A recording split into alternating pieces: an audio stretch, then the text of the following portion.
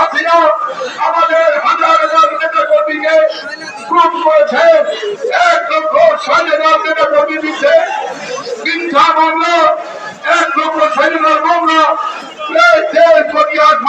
নেতা কর্মীকে আসামি করা হয়েছিল। আমাদেরকে অনেক কষ্টে দিন যাপন করতে হয়েছে। সেই 16 বছরের পতন ঘটেছে 5 লাখ মাসের মাথায়।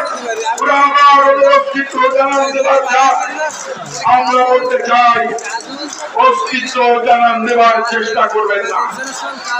পুলিশ প্রশাসনের মধ্যে এখনো ফ্যাসিস্টের দোষরেরা অবস্থান করছে। থানার নাম উল্লেখ করতে চাই না। খুলনার পুলিশ কমিশনার সাহেব যে সমস্ত থানা এলাকায় মিছিল হয়েছে, ওই সমস্ত থানা এলাকার